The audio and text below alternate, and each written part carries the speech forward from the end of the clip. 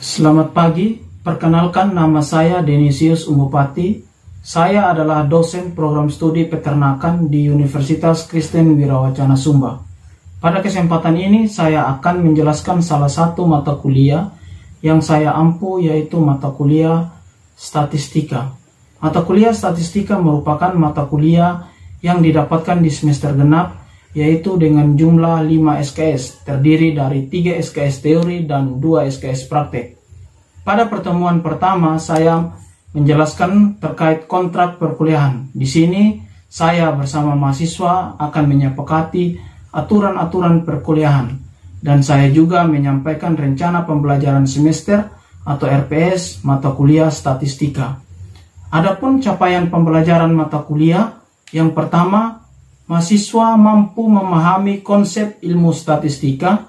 Yang kedua, mahasiswa mampu menjelaskan penyajian data.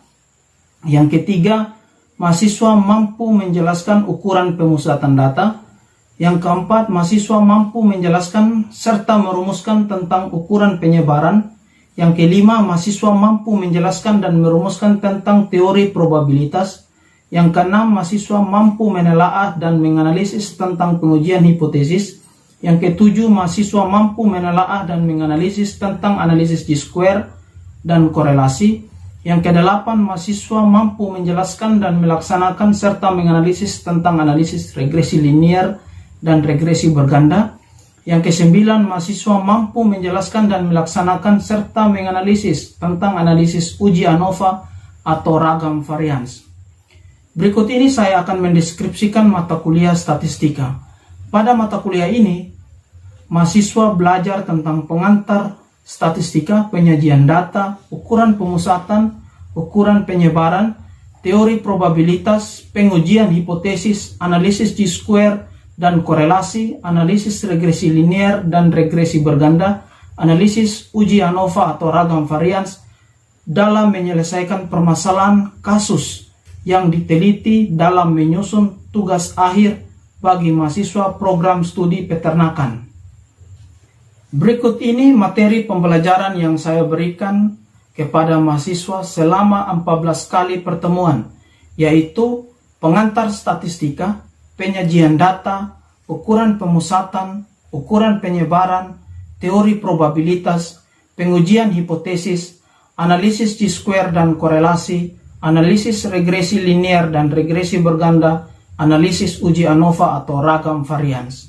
Untuk sistem pembelajaran di masa pandemi di Universitas Kristen Wirawacana Sumba, khususnya di program studi peternakan, kami melakukan proses pembelajaran secara online dengan aplikasi pendukung seperti Google Classroom, Zoom, Google Meeting, WhatsApp Group, e-kampus atau portal yang telah disedia kampus.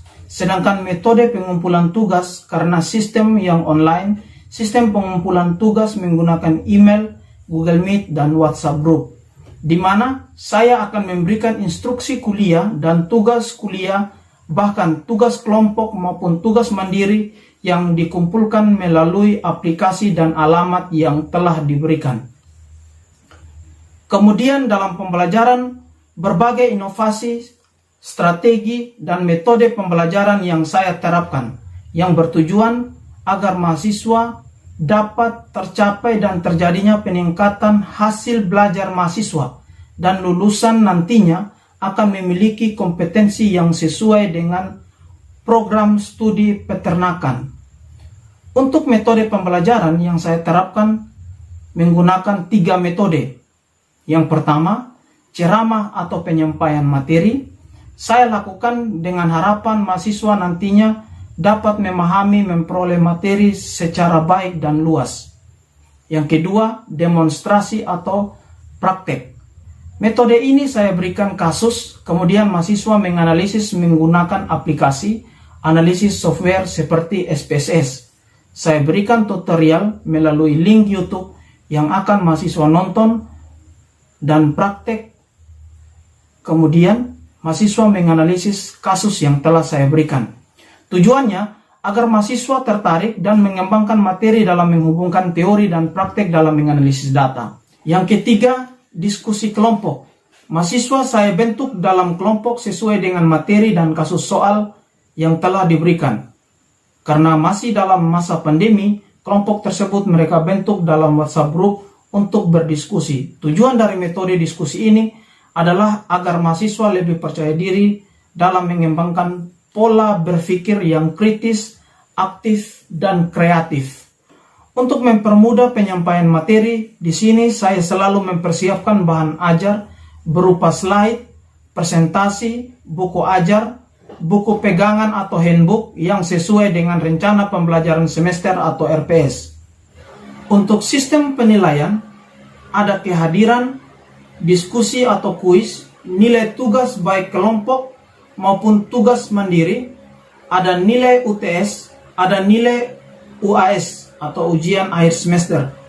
Yang pertama, kehadiran, bobot penilaian sebesar 10%, diskusi atau kuis, bobot penilaian sebesar 15%, nilai tugas baik tugas kelompok maupun tugas mandiri, bobot penilaian sebesar 25%, ujian tengah semester, bobot penilaian sebesar 25%, ujian akhir semester, bobot penilaian sebesar 25%. Kemudian hasil evaluasi nilai tersebut saya informasikan secara transparan, tentunya melalui e-portal kampus yang telah disediakan oleh kampus.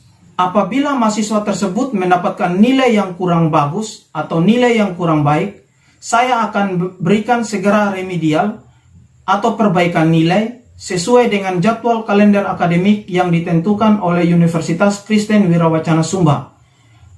Berikut ini saya akan tampilkan video proses pembelajaran mata kuliah statistika. Mari kita saksikan video berikut ini. Di pertemuan yang kedua ini, kita akan belajar materi penyajian data.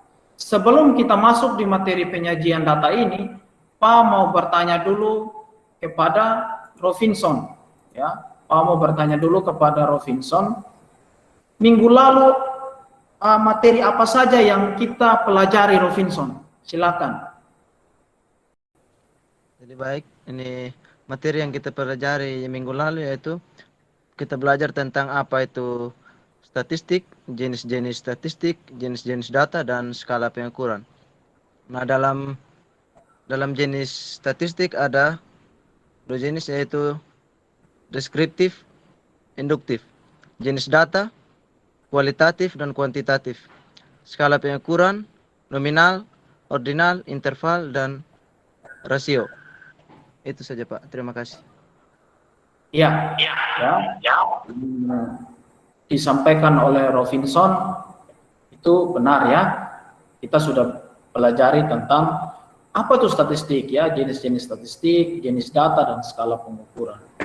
Nah, di pertemuan yang kedua ini kita menyajikan data ya. Tujuan pembelajaran kita yang pertama itu kita mengumpulkan data ya, baik data primer maupun data sekunder. Ya, Pak mau tanya dulu, kira-kira ada yang sudah tahu tidak? Apa sih itu data primer dan apa sih itu data sekunder? Ya, silakan Pak tunjuk. Ya, Angelina, silakan. Ya Pak, terima kasih. Data primer adalah data yang diperoleh secara langsung melalui wawancara terhadap informan.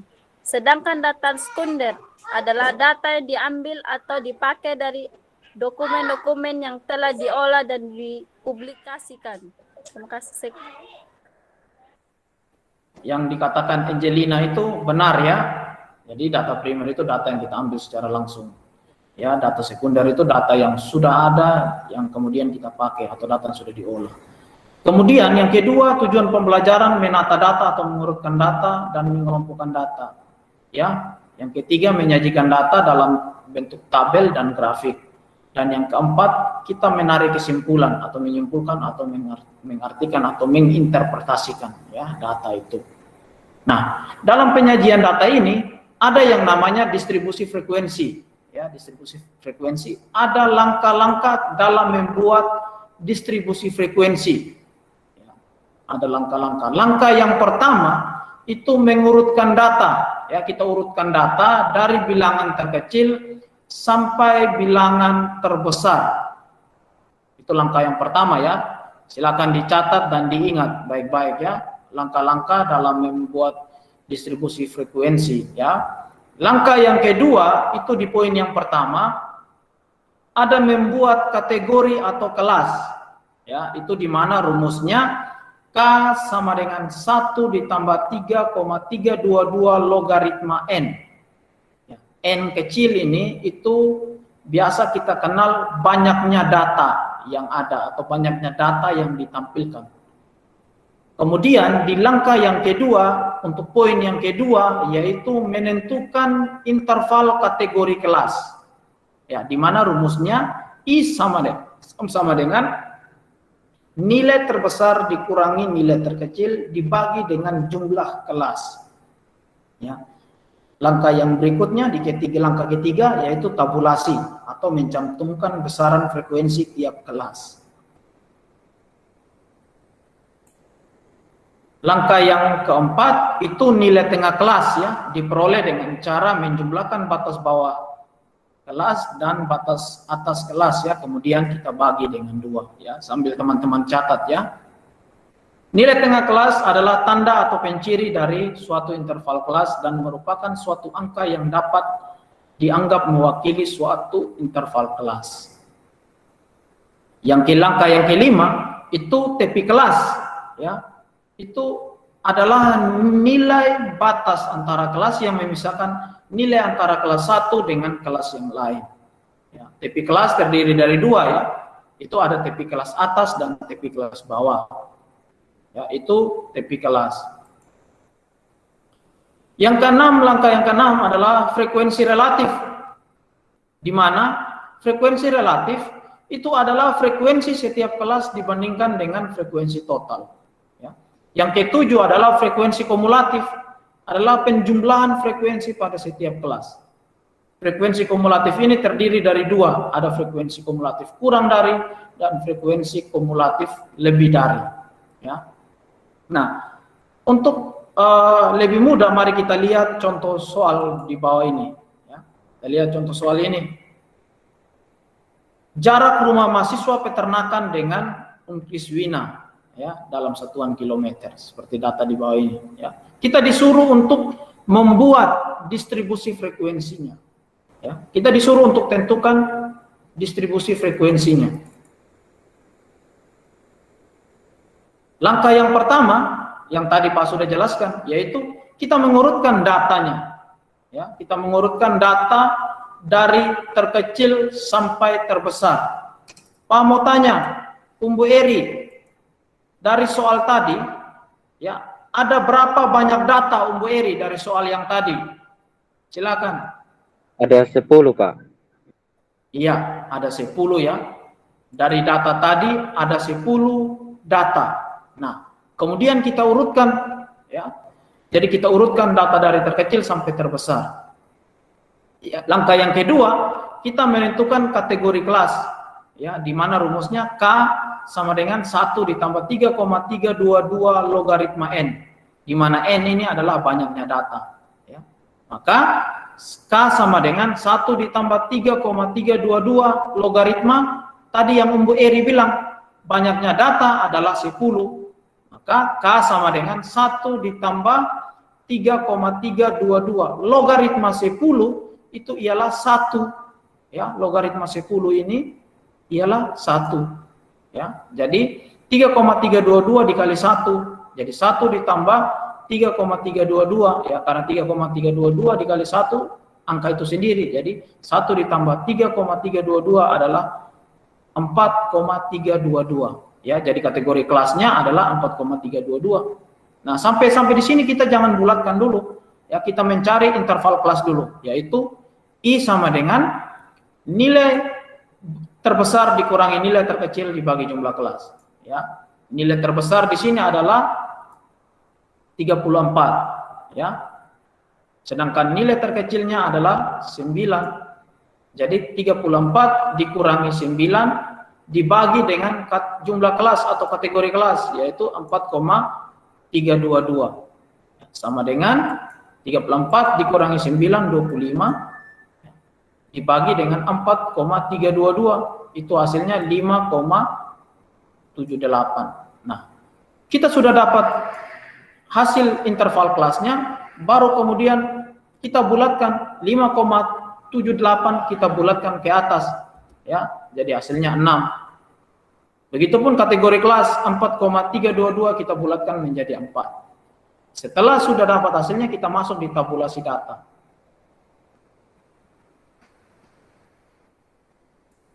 Nah, tabulasi data seperti ini.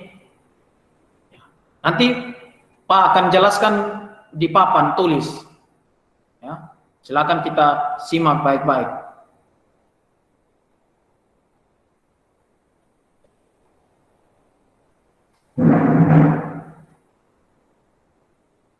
Setelah kita mendapat nilai tengah kelasnya,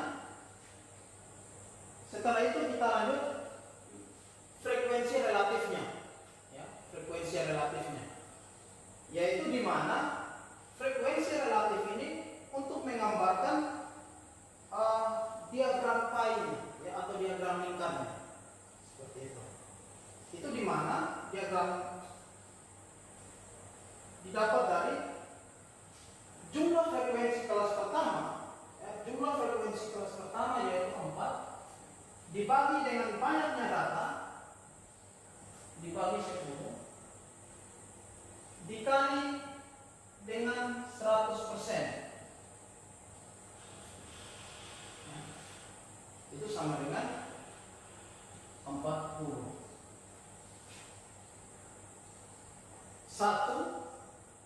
Begitupun di kelas kedua, ya, sama juga ya di kelas kedua. Jumlah frekuensinya 1 dibagi dengan banyaknya data 10, ya, dibagi 10 itu dikali dengan 100%. Itu hasilnya 10%, ya. Yang kedua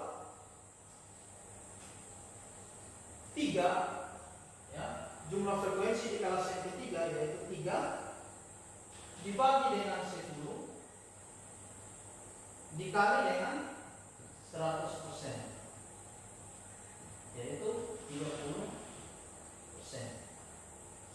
Dan di kelas keempat jumlah frekuensinya yaitu 2 dibagi dengan banyaknya data atau jumlah frekuensi keseluruhan yaitu 10 dikali dengan 100%, yaitu 20%. Jadi kita sudah dapat frekuensi relatifnya, ya. Kelas pertama yaitu 40%, kelas kedua 10%, kelas ketiga 30%, dan kelas keempat yaitu 20%. Ya. Nah, kita lanjut di frekuensi kumulatif kurang dari. Frekuensi kumulatif kurang dari ini caranya ialah kita menuliskan satuan angka terkecil, ya. Satuan angka terkecil yaitu 0, ya. 0, satuan angka terkecil, ya, yaitu 0. Jadi 0 ini ditambah, ya, 0 ditambah jumlah frekuensinya yaitu 4. Jadi 0 ditambah 4 itu sama dengan hasilnya 4. Ya. Terus yang berikutnya 4 ditambah dengan nilai frekuensi kelas kedua 1 itu sama dengan 5. Terus yang berikutnya kelas ketiga 5 ditambah, ya, nilai frekuensi atau jumlah frekuensi kelas ketiga yaitu 3 sama dengan 8. Terus yang berikutnya 8 ditambah jumlah frekuensi di kelas yang keempat yaitu 2 ditambah dengan 2 yaitu 10. Nah, kita sudah dapat nilai frekuensi kurang dari, ya, dari soal ini, ya, dari soal yang tadi, ya. Terus yang berikutnya kita lihat, ya, frekuensi frekuensi kumulatif lebih dari. Itu kita mulai dari banyaknya data dalam soal ini, ya, dalam kasus ini. Ya. Itu banyaknya data atau jumlah datanya, yaitu mulai dari angka 10, banyaknya data yaitu 10. Ya. 10 ini dikurangi dengan nilai jumlah frekuensinya, yaitu 10 kurang 4, ya, jumlah frekuensi kelas pertama. 10 dikurangi 4 yaitu 6. Terus yang berikutnya 6 dikurangi, ya, jumlah frekuensi di kelas kedua yaitu 1. Itu sama dengan 5. Terus yang berikutnya 5 dikurangi jumlah frekuensi di kelas ketiga itu 2. 2 dikurangi dengan jumlah frekuensi di kelas keempat yaitu 2. Dikurangi dengan 2 itu sama dengan 0. Ya. Ini untuk frekuensi kumulatif kurang dari dan lebih dari untuk menggambarkan kurva Ogif. Sebentar kita akan bahas ini. Nah, seperti ini. Ini merupakan tabulasi data. Ya, tabulasi data. Seperti ini. Oke, kita lanjut ke slide.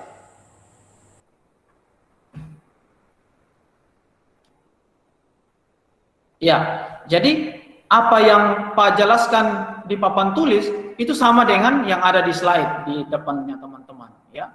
Jadi seperti itu cara mendapatkan datanya, ya, seperti itu.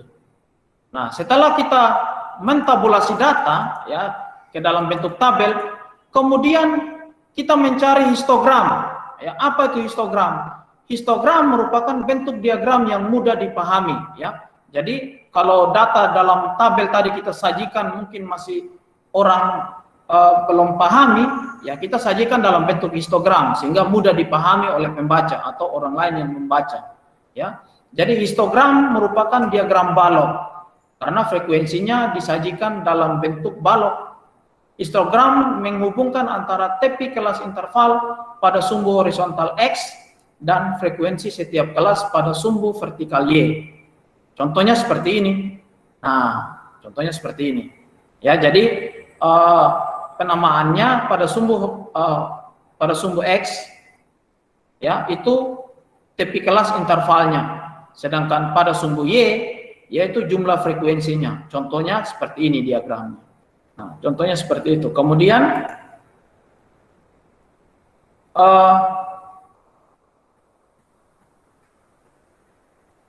contohnya seperti ini, ya, ada jenis pekerjaan, kemudian persentasenya, ya. Jadi kita tahu bahwa wira swasta yang paling tertinggi, ya, misalnya seperti itu.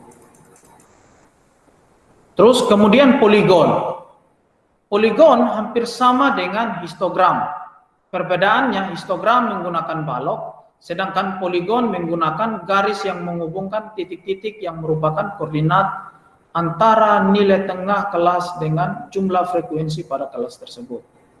Ya. Nah, ini biasa orang-orang kenal dengan diagram garis. Nah, seperti ini diagram garisnya contohnya. Ya. Jadi kita bisa tahu trennya seperti apa. Ya. Itu namanya adalah poligon. Ya. Nah, contohnya seperti ini, ya, kalau kita lihat pada nilai mata uang, ya. Trennya seperti ini. Ada yang namanya diagram lingkar, ya, atau pie, ya, atau pie. Diagram lingkar adalah diagram yang berbentuk lingkaran. Diagram lingkar menjelaskan frekuensi relatif tadi, ya. Itu menjelaskan frekuensi relatif tadi yang Pak jelaskan di papan itu, ya. Nah, contohnya seperti ini, ya, diagram lingkar atau pie ini, ya. Contohnya seperti ini. Kemudian seperti ini, ya, untuk menggambarkan porsi atau persentase dari masing-masing objek yang kita mau lihat. Ya, misalnya taman wisata Matawai, ya, warna biru itu 11%. Terus pantai Londa 5 itu 33%. Kampung Preliu objek wisatanya mungkin 6%. Ya, seperti itu. Kemudian ada yang namanya kurva Ogif, ya. Kurva Ogif itu merupakan diagram garis yang menunjukkan kombinasi antara interval kelas dengan frekuensi kumulatif. Kurva Ogif menunjukkan frekuensi kumulatif pada setiap tingkat kategori.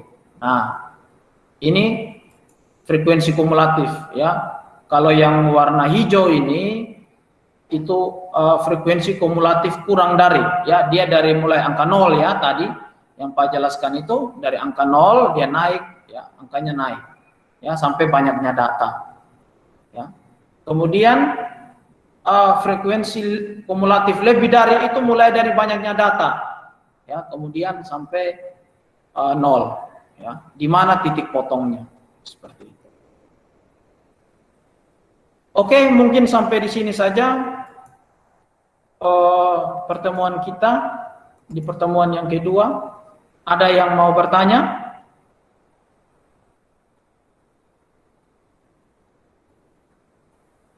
Ada yang mau bertanya? Kalau ada yang masih bingung Pas, atau Pak. bingung, oh ya, pas ya. Oke, kalau teman-teman pas, ya, kita lanjut di tugas. Ya. Di tugas ini, ya, silakan ada tugasnya. Teman-teman disuruh membuat distribusi frekuensi, histogram, poligon, diagram lingkar, dan kurva Ogif, ya. Teman-teman dari tugas ini, teman-teman disuruh buat itu, ya. Nah, ini petunjuk soalnya, ya. Ditulis tangan, kemudian di-scan dalam bentuk PDF, terus dikirim dalam emailnya Pak, ya. Terus pastikan tugas kalian itu dikirim di email yang benar, ya. Nah, batas kumpulnya sebelum pertemuan minggu depan. Mungkin seperti itu saja. Ada yang mau bertanya? Sudah jelas, Pak. Oke, ya, kalau sudah jelas. Oke, pertemuan kita sampai di sini dulu, kita akhiri dulu. Minggu depan kita akan lanjut dengan pertemuan yang berikutnya. Sebelum itu kita akan kuis, ya. Untuk memastikan teman-teman memahami pertemuan minggu ini. Sekian dan terima kasih. Selamat siang. Selamat siang, Pak. Selamat siang, Pak. Demikian proses atau cuplikan mata kuliah statistik yang saya ampuh yang dilaksanakan secara online menggunakan Google Meet.